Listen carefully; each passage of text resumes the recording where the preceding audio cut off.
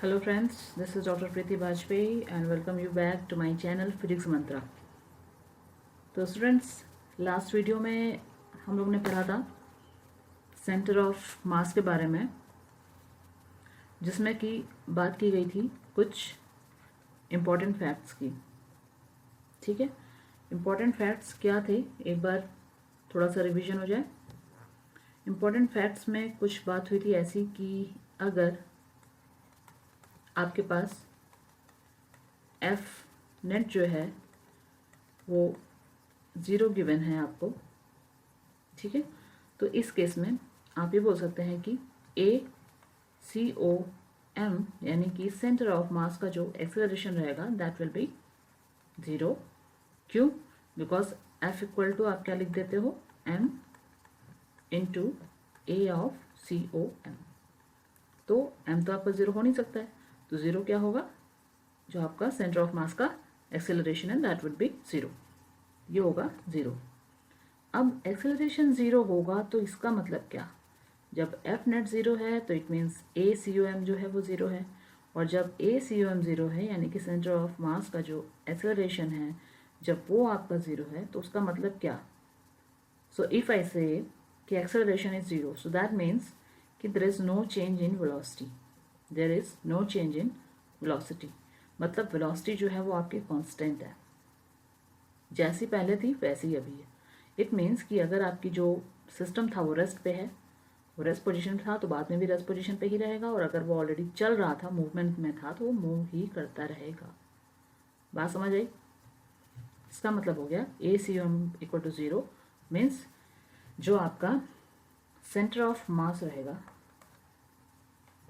ठीक है, जो आपका सेंटर ऑफ मास रहेगा वो आपका कैसे रहेगा, रिमेन्स एट कांस्टेंट पोजीशन। ठीक है, क्योंकि अगर ACOM मैं बोल रही हूँ कि ज़ीरो है तो मतलब आपकी जो वेलोसिटी है वो कांस्टेंट है, वेलोसिटी में चेंज नहीं हुआ है, वेलोसिटी कांस्टेंट है। तो अगर इनिशियल मतलब इसका मतलब मैं ये बोल सकती हूँ कि आपका जो VCOM रहेगा वो कैसा हो जाएगा, कांस्टेंट, क्योंकि डेल्टा VCOM हो जाएगा ज़ीरो, तो यानी चेंज ज़ीरो नहीं है का मतलब VCOM कैसा है, कांस्टेंट। ठीक है, इसका मतलब हो गया जो पोजीशन आपकी रहेगी, जो पोजीशन आपकी रहेगी सेंटर ऑफ मास की, वो कैसी होगी, कांस्टेंट। तो एक इम्पॉर्टेंट फैक्ट इससे ये निकल के आया था कि जब मैंने बोला कि VCOM कांस्टेंट रहेगा यानी पोजीशन कांस्टेंट रहेगी, जब बोल दिया यानी कि जब पोजीशन आपको इनिशियली अगर दी जाएगी कि ऑब्जेक्ट जो है वो आपका ज़ीरो पोजीशन पे है, रेस्ट पोजीशन पे है, तो बाद में भी कैसे रहेगा, रेस्ट पोजीशन पे। ठीक है, इतनी बात समझ आई थी।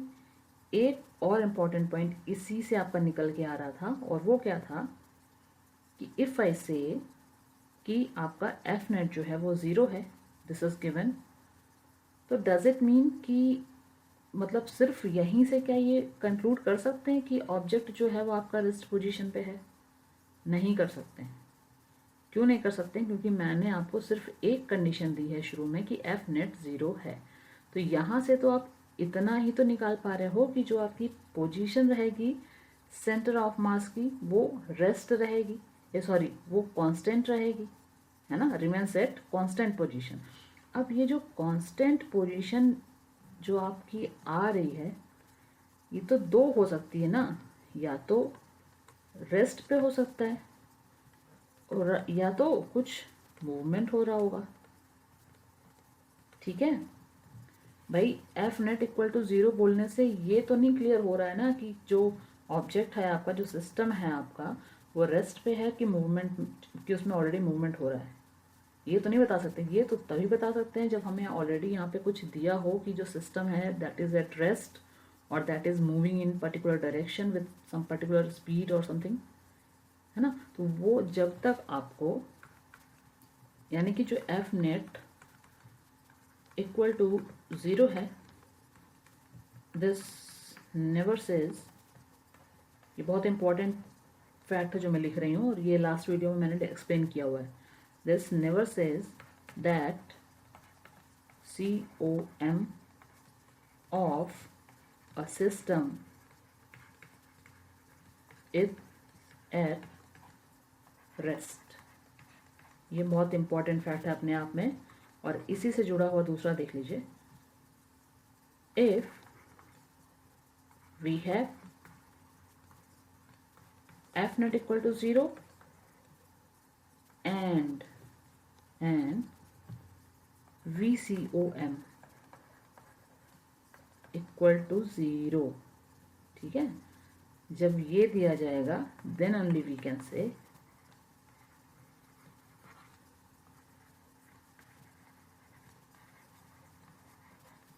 that the COM of system is at rest. बात समझ आई? ये हो गया लास्ट वाले वीडियो का जो आपका कंक्लूजन था, वो एक बार रिवीजन हो गया. नेक्स्ट मैंने बोला था कुछ एक दो क्वेश्चन करेंगे इस पे बेस, सो दैट आपको क्लियर हो जाए कि क्या बात हुई थी. देखो, मान लो आपके पास एक बोट है. ठीक है, बोट ज़्यादा सुंदर नहीं बनेगी, जैसे बनेगी उसी से काम चला लेना बस. ठीक है, कोशिश करूँगी कि थोड़ा ठीक ठाक बन जाए. So suppose this is your boat. बन जाओ यार. चलो, हो गई यार, बन गई. ठीक है, ये हो गई, ये हो गई. ये है आपका कहीं पे पानी में, कहीं तो पानी में किसी किनारे पे चुपचाप खड़ी हुई है. मैंने बोला कि रेस्ट पोजीशन पे है, ये मैंने दे दिया आपको. एक कुछ ऑब्जेक्ट है या कोई बंदा है, सपोज A, और ये B पॉइंट है. ये A पॉइंट है आपकी बोट का, ये B पॉइंट है. इसकी distance suppose this is 4 metre.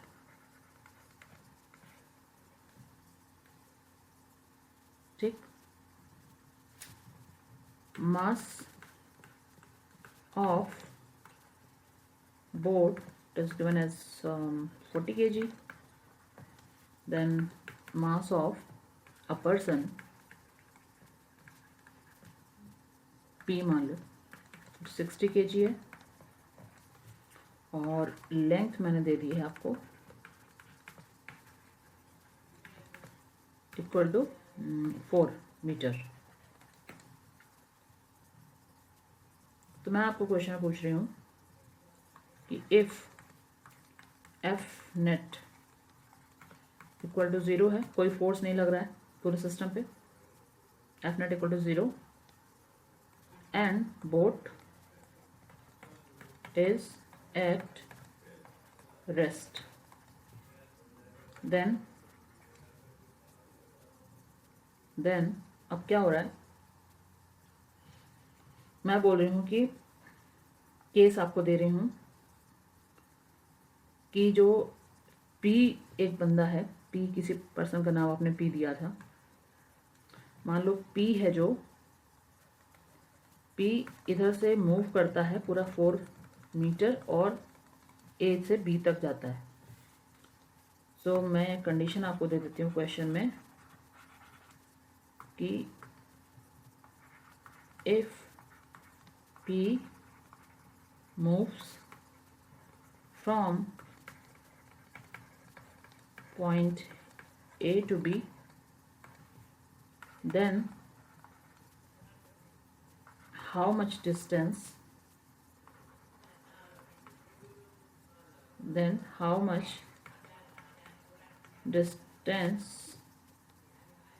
the boat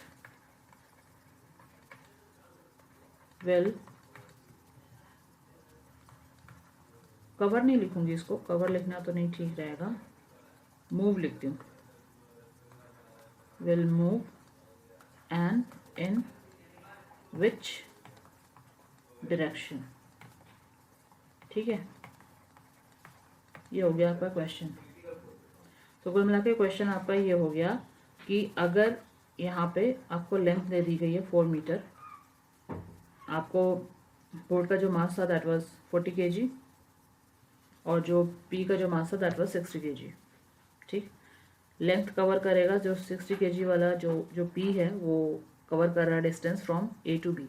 A to B move कर रहा है, सो मीन्स कवर कर रहा है डिस्टेंस कितना, 4 मीटर, जो कि लेंथ है आपकी नाव की। कंडीशन आपको दे दी गई है कि आपका एक्सटर्नल फोर्स 0 है, कोई भी पूरे सिस्टम पे बाहर से कोई फोर्स नहीं लग रहा है। तो जब मैं आपको बोल रही हूँ पूरे सिस्टम पे, जब मैं आपको बोल रही हूँ पूरे सिस्टम पे, तो सिस्टम का मतलब क्या है? सिस्टम का मतलब क्या है? सिस्टम का मतलब है ये पूरा जो है आपका नाव प्लस जो उस पर जो आदमी जो पी था, ये पूरा जो सिस्टम है दैट इज, ये जो पूरा मतलब कंप्लीट जो दोनों चीज़ें सब मिला के बना दैट इज कॉल्ड सिस्टम। तो मैं बात कर रही हूँ कि एफ सिस्टम पे जो लग रहा है वो 0, यानी कि कोई फोर्स इस पे एक्सटर्नल नहीं लग रहा है।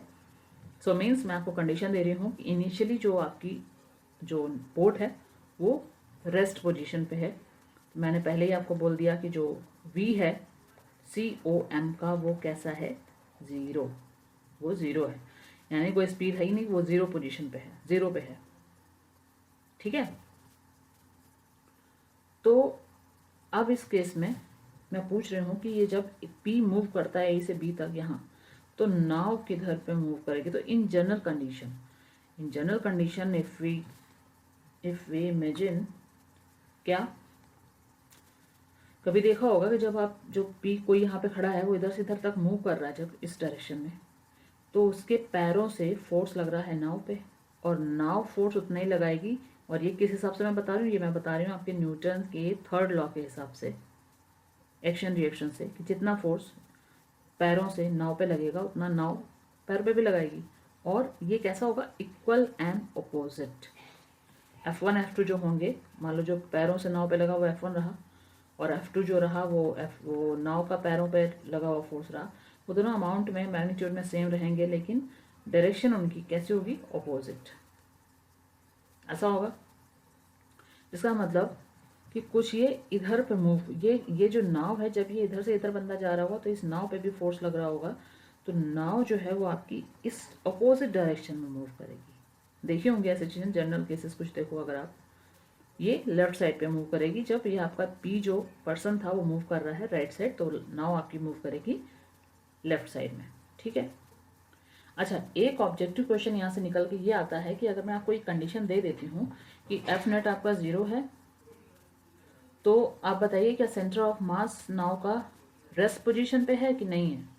कुछ वैल्यू है उसकी रेस्ट पोजीशन पे है। तो क्योंकि मैंने आपको एफ नेट के साथ साथ ये भी बता दिया है कि नाव जो है वो रेस्ट पोजीशन पे है, तो जब नाव रेस्ट पोजीशन पे है तो उसका जो सेंटर ऑफ मास होगा उसकी पोजीशन भी किधर होगी? रेस्ट पे। उसका सेंटर ऑफ मास भी कैसे रहेगा? यानी कि इन दोनों से कंक्लूजन ये निकल के आ रहा है कि जो सेंटर ऑफ मास है ऑफ सिस्टम वो कैसा है? Is at rest. ये बात निकल के आ रही है, ये बात ठीक है। और जब भी कभी भी कहीं पे भी आपको ऐसा केस अगर सेंटर ऑफ मास वाले पोर्शन में मिलेगा तो उसमें एक ही इक्वेशन काम करेगी, कौन सी? m1 r1 equal to plus m2 r2 equal to 0। ये हमने लास्ट में जो वीडियोस बने हमारे सेंटर ऑफ मास के, उसमें ये इक्वेशन मैंने सॉल्व करके दिखाई है कि ये कहाँ से आई और क्यों लगेगी यहाँ पे। ठीक है, क्योंकि क्या हो रहा है इसमें, पोजीशन में चेंज नहीं हो रहा है, पोजीशन में चेंज नहीं हो रहा है। तो इसके लिए m1 r1 plus m2 r2 equal to आपका 0 है। तो ये इक्वेशन यहाँ पे आप अप्लाई कर दो और आंसर निकल आएगा। कैसे? देखो बस इतना, ये कहाँ पे लगनी है इक्वेशन ये आपको फाइंड आउट करना थोड़ा सा टफ पार्ट पड़ेगा अगर आपको कॉन्सेप्ट क्लियर नहीं हो रहा है। तो अगर कॉन्सेप्ट क्लियर है ये वाला कि जब आपका नेट फोर्स दिया जाएगा 0 है और आपको बोल दिया जाएगा कि सिस्टम जो है रेस्ट पोजीशन पे, तो जब सिस्टम रेस्ट पोजीशन पे पहले ही बोल दिया गया है तो उसका सेंटर ऑफ मास भी तो रेस्ट पोजीशन पे होगा। उस केस में आप जब भी इक्वेशन लगाओगे तो वो हो जाएगा m1r1 plus m2r2 equal to 0। ठीक, डायरेक्ट आप इसको लर्न कर सकते हो कि उस केस में आपको लगाना है m1r1 plus m2r2 equal to 0। आप इसको लगा देते हैं। m1 आप मान लो नाव को मान लो, तो नाव का आपको 40 kg दिया गया है, बोट का मास आपको दिया गया है 40 kg, रख लो यहाँ पे 40। r1 आपको निकालनी जो आपको पता नहीं कितनी है, प्लस m2 दिया गया है 60। अब देखो R2 दिया गया है, R2 आप कितना रखोगे? R2 क्या आप 4 मीटर, क्योंकि वो कवर कर रहा है A से B तक, तो क्या, और ये R1 R2 क्या है, क्या ये है डिस्प्लेसमेंट, कि ये वाला मास कितना डिस्प्लेस हो रहा है और ये वाला मास कितना डिस्प्लेस हो रहा है, वो है R1 R2।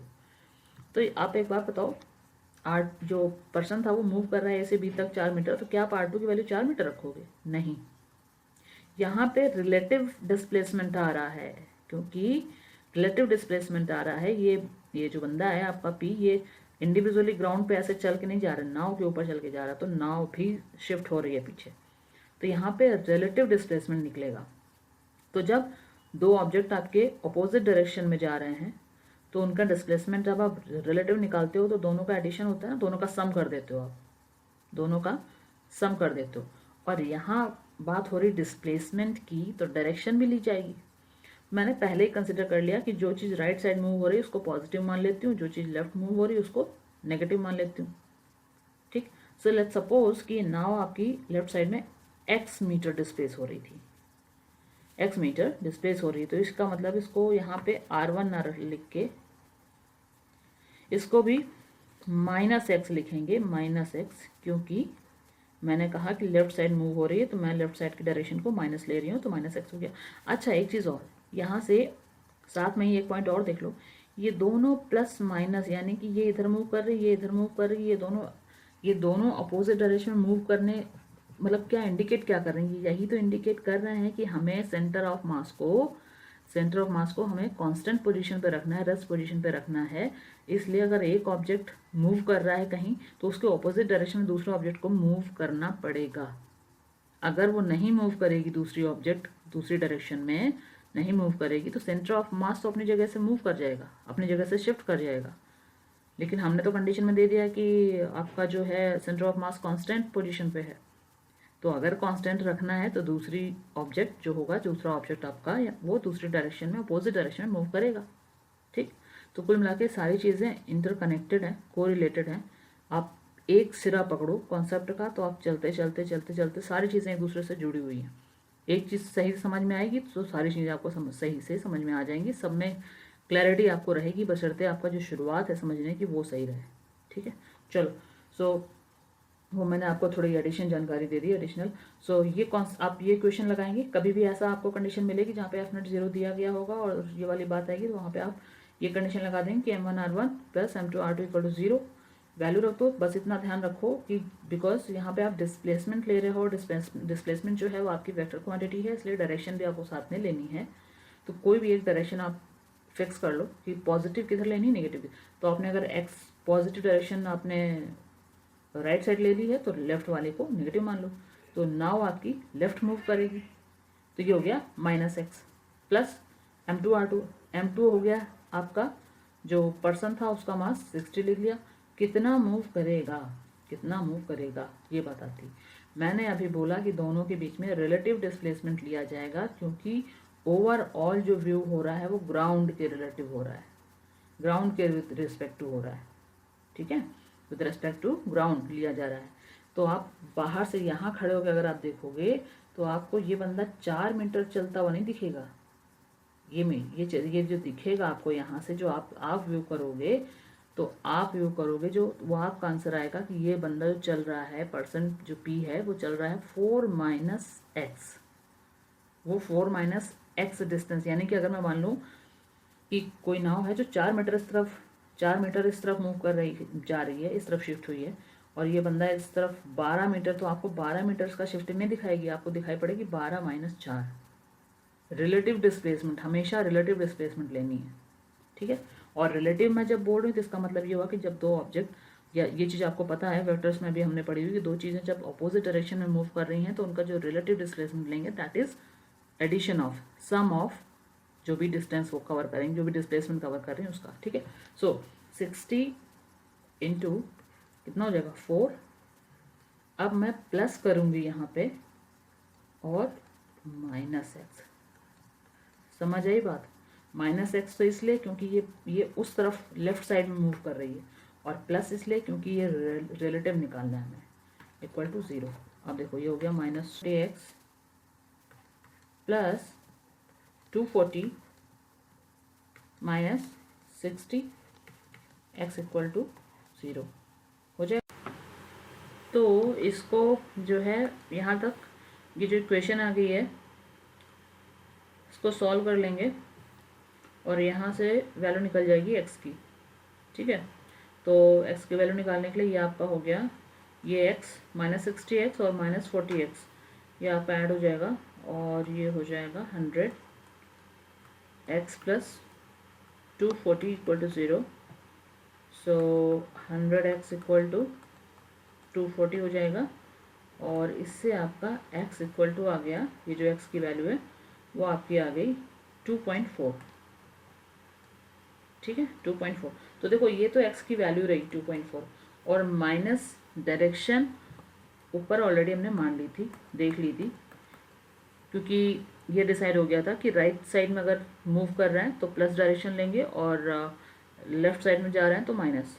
तो इसके लिए माइनस पहले ही ले लिया था, अब सिर्फ वैल्यू निकालनी थी एक्स की और वो वैल्यू आपकी आ गई 2.4। तो मतलब जब जो आपका ऑब्जेक्ट है या जो पर्सन है वो अगर 4 मीटर इधर पे आगे की और राइट साइड जा रहा है तो आपकी जो बोट है वो लेफ्ट साइड उसमें डिस्प्लेसमेंट आएगा और वो होगा 2.4 मीटर का, ठीक है 2.4 मीटर का।